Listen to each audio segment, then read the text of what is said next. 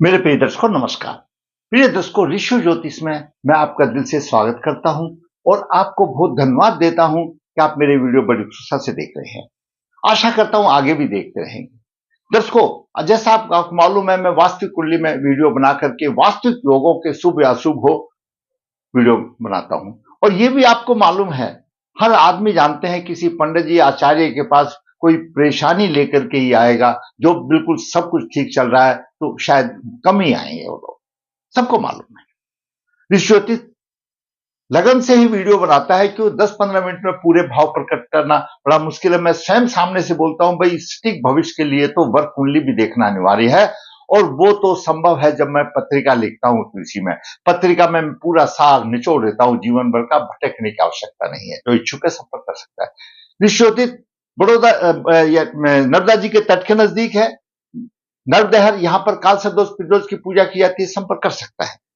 आज के हम एक प्रश्न आया, वो कॉमन हो सकता है, चाहे किसी कन्या का हो या पुरुष का हो, कि मेरे साथ शादी में धोखा हो गया।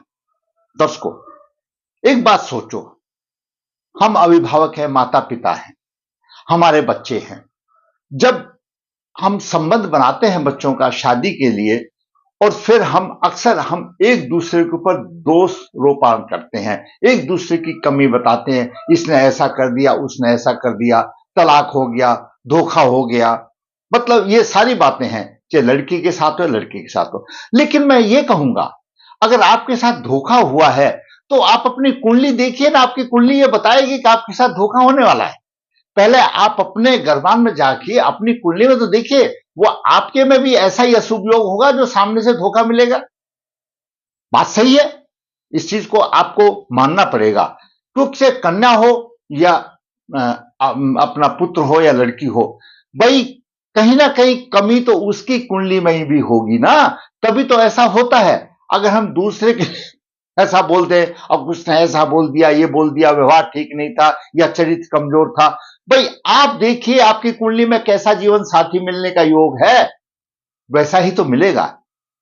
समय रहते हुए जागरूक होइए और उसका उपाय कीजिए, और अवश्य फल मिलता है। कर्म का फल अवश्य मिलता है, इसमें कोई दो राय नहीं है। मिलता है, कर्म का फल अवश्य मिलता है।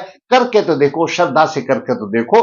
और ये तो आम चीज है कि लगने पहले भाव का लगन का स्वामी होता है और सप्तम भाव का पत्नी होती है। दोनों आपस में एक दूसरे के शत्रु होते हैं। और देखो हमारे मुनियों ने क्या कुंडली बनाई है, अब प्रेम से रहते हैं। झगड़ा भी होता है, तलाक भी होता है, वो ग्रहों की स्थिति के आधार पर। तो दर्शकों, मेरा कहने का मतलब है, आप अपने बच्चे की कुंडली में पहले से ही देख लीजिए। जैसे ही उसकी कुंडली है, अगर आपने दोष निवारण नहीं किया है तो भाई ऐसा ही प्रभाव मिलेगा। तो दूसरे की देखने से पहले अपना घर झांकिए। दर्शकों, बात आई है तो ऐसी कि सूर्य और राहु का ग्रहण योग कुंडली में आ जाता है। और सूर्य राहु का ग्रहण योग अगर द्वितीय भाव में हो, चतुर्थ भाव में हो, पंचम में हो, छठे में हो, सप्तम में हो, द्वादश में हो, तो तीव्र प्रभावी होता है। बाकी में भी होता है, लेकिन इसमें तीव्र प्रभावी होता है। लेकिन सवाल यह है, वो आया क्यों? क्या ऐसा पूरे जन्म का कर्म था? दर्शकों, क्योंकि हम मनुष्य योनि में धरती पर आए हैं, ये भी हम कर्म भोगने के लिए आए हैं। और कर्म भोग कर कोई जल्दी चला जाता है, कोई बाद में चला जाता है, कोई तकलीफ पाता है तो सुख पाता है, ये भी एक पार्ट है, लाइफ है। तो किसको कौन सा कर्म था, आपको किसने शाप दिया? सूर्य राहु का ग्रहण योग, ये किसी के शाप द्वारा आता है और 5-5 पीढ़ी तक चलता है। जातक 5-5 पीढ़ी तक इसको सहन करना पड़ता है, झेलना पड़ता है। उसका अच्छा है ये मनुष्य योनि मिली है, उसका उपाय कर दो। बाकी किसी योनि में उसका उपाय नहीं हो सकता। शायद इसीलिए ये मनुष्य योनि मिली है, बाकी में तो सिर्फ भुगतना ही पड़ता है। अब क्यों आया है, क्यों आया है सूर्य राहु का ग्रहण, उसका ग्रहण योग क्यों आया है? आपने पूर्व जन्म में या आपके कुल में किसी ने भी ऐसी संपत्ति किसी ने हड़प कर ली, उपहार कर ली, जो कि बेसहा थी। वो उसके प्रभाव से गरीबी आएगी, संपत्ति की हानि होगी, किसी विधवा की स्त्री हो सकती है, किसी का धरोहर आपके पास रख दिया, उसको आपने हड़प कर लिया। यानी ऐसे कर्म उस व्यक्ति द्वारा किया गया जो कि 5 पीढ़ी तक चलता है, दरिद्रता देता है, पागलपन देता है, घर का कोई व्यक्ति लापता भी हो सकता है। यदि आपने किसी की हत्या भी कर दी है, प्रॉपर्टी के विवाद में आपने हत्या भी कर दी है, तो वह व्यक्ति 50 बन करके परेशान करता है। और ये कारण हो गए आपको, कोई भी आपने अशुभ काम ऐसा कर दिया है तो ये कारण ऐसा हो गए जो उसके एवरेज में आया, संपत्ति का, धरोहर का, या और कुछ पीढ़ी तक ऐसा श्राप चल गया। तो और उसके हिसाब से क्या फर्क पड़ेगा कि सूर्य राजसत्ता का कारक है, पिता का कारक है, आत्मा है, पीड़ित होगी, राज की आपको कष्ट होगा, मानसिक तनाव होगा। ये तो आम बात है। आगे आंखों की बीमारी होगी, और ग्रह विशेष की स्थिति के हिसाब से कौन से भाव में सरकारी दंड भी हो सकता है, पिता के सुख में कमी आएगी, कोर्ट कचहरी के चक्कर या दंड भी हो सकता है।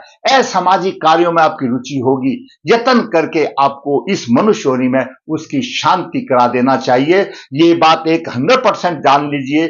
मैं आपको विश्वास दिलाता हूं, किसी दान से, किसी जप से ये सूर्य और राहु की युति का उपाय नहीं हो सकता।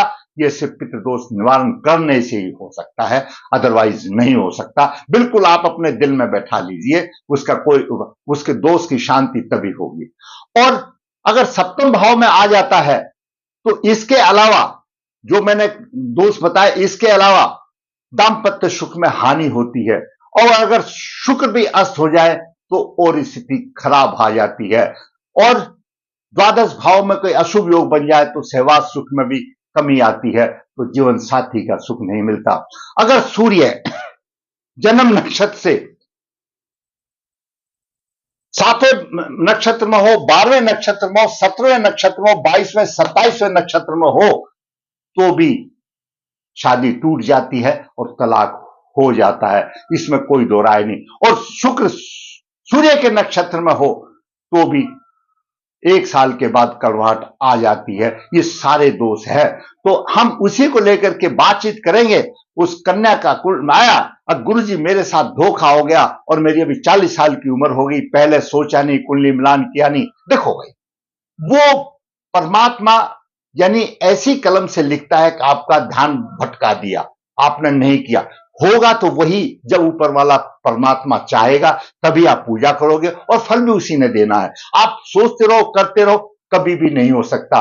उसकी परमिशन के बिना तो पत्ता भी नहीं हिलता। जब उसको समझता है तो दिमाग को इस तरह से घूम के ले गया जाता है, तो दूसरा तो सिर्फ बहाना बनता है, भाई उस आदमी ने हमको ऐसा बता दिया तो हमारा फायदा हो गया। या आप बोलो भाई ऋषि ज्योतिष ने ऐसा मार्गदर्शन किया तो हमको फायदा हो गया। नहीं, करने वाला तो वही है। वो भगवान ही कुछ ऐसा करता है कि मैं आपका मार्गदर्शन करूं, उसकी मर्जी के बिना पत्ता नहीं हिलता। तो उस कुंडली पर विचार करेंगे। अब क्या है, अपनी कुंडली देखा नहीं और दूसरे पर जो दोष लगा दिया, वो नहीं हो सकता। पहले अपनी कुंडली देखिए, पूर्व जन्म में क्या कर्म किया जो सूर्य के साथ राहु इस जन्म में आया, कारण क्या और प्रभाव क्या। जातिका का जन्म 17 मई 1984 कृष्ण पक्ष 3 मूला चरण 2 गुरुवार को हुआ। मूला चरण 2 माता के लिए अशुभ माना गया है। लगन के समय पर वृश्चिक लगन हुआ, 17 degree 48 minute, Ketu 13 degree 36 minute, द्वितीय भाव में चंद्रमा और गुरु 18 और 4 डिग्री लेकर के अच्छी धन की स्थिति बना रहे हैं, अच्छा धन का मिल रहा है।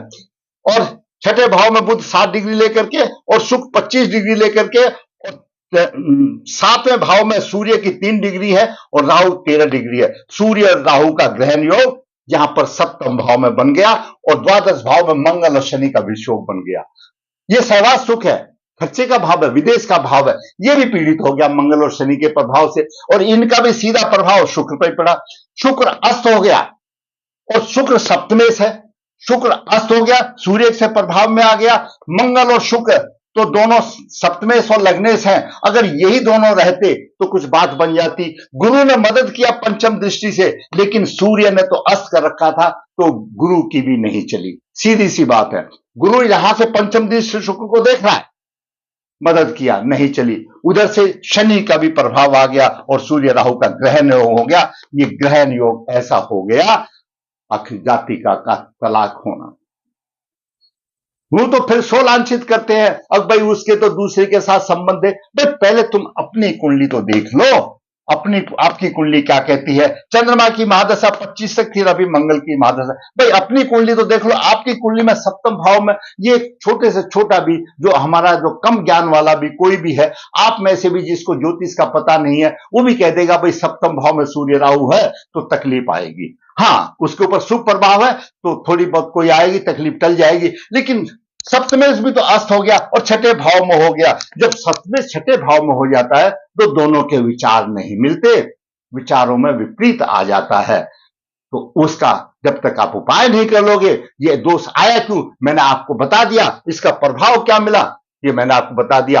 और सूर्य कृत्तिका नक्षत्र में है, अपने नक्षत्र में है, जन्म नक्षत्र मूला है, मूला से 12 नक्षत्र कृत्तिका पड़ता है। तो ये हालत रही।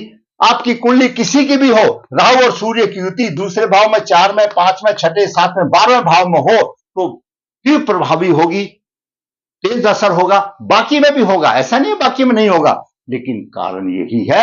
ऐसा इसको ग्रहण योग को ऐसा मत समझो, आपने कैसे कर्म किए हैं उसी के आधार पर आया है और उसका निवारण एक ही है, उसका पितृदोष शांति करा देना। नहीं है तो वो दोष मिटता नहीं है दर्शकों। अगर आपने शांति करा दिया तो वल्ले वल्ले है, साथ में लेके नहीं जाओगे। ये शायद हो सकता है मनुष्य जीवन ही ऐसा मिला है, अब इसी में तो ये सब किया गया है, इसी में तो होता है। अब 40 साल की आयु होगी और बच्ची के आगे दोबारा घर नहीं बस रहा, बड़ी कितनी टेढ़ी बात होगी, थोड़ा सा सोच के देखिए। अगर ऐसे आपके बच्चों की कुंडली में है तो आप शुरू से ही जग जाइए, उसका पितृदोष निवारण कीजिए और सब पितृदोष निवारण करने के बाद उसका, लड़की है तो कुंभ विवाह और लड़का है तो अर्क विवाह करके फिर योग कुंडली मिला, ग्रह योग मिलाना अनिवार्य है। अपने आप जब आप शांति कर दोगे, जब आप दोष निवारण कर दोगे तो विधाता अपने आप ऐसी कुंडली लेके आ जाएगा, अब उनका जीवन सुखी रहेगा। और आपने उसके एवरेज में कुछ नहीं किया, कुछ दोष निवारण नहीं किया तो भाई वही भुगतते रहोगे, चाहे 2 बार शादी बचे, 3-4 बचे, उसके बाद यही रह जाएगा। शादी तो हुई थी और हमको तो ऐसा लड़का मिला, अब वो ऐसा था वैसा था, यानी दुनिया भर की वो फालतू की बातें होंगी। भाई सबसे पहले अपनी कुंडली देखो, भाई अपनी कुंडली देखो, अपनी कुंडली देखोगे तो कुछ कह सकोगे। दर्शकों, इस छोटे से वीडियो में ये आम बात है, आप अपने बच्चों की कुंडली शुरू में ही देख लीजिए, आपका सप्तम भाव सप्तम क्या किस कंडीशन में है और फिर आपका अच्छा है। एक से नहीं, आप 3 से पूछिए। देखिए ज्ञान में फर्क हो जाता है, मैं ये नहीं कहूंगा कि मैं सर्वज्ञानी है, कोई भी सर्वज्ञानी तो नहीं है। 1 से नहीं, 3 से पूछिए, 4 से पूछिए, कितनी मैरिज का योग है, कितनी शादियां हो सकती हैं, तो उसके हिसाब से उनका उपाय कीजिए और फिर छोड़ दीजिए प्रभु के ऊपर। और हमेशा होगा, मेरा ये अनुभव रहा है, आपने उपाय कर लिया है तो जीवन उसका सुख में व्यतीत होता है। अगर आपको मेरा वीडियो अच्छा लगा भाई लाइक करें, शेयर करें और जिसने चैनल सब्सक्राइब नहीं किया सब्सक्राइब करें ताकि आने वाली वीडियो आपको मिल सके, आपके ज्ञान की वृद्धि हो। धन्यवाद।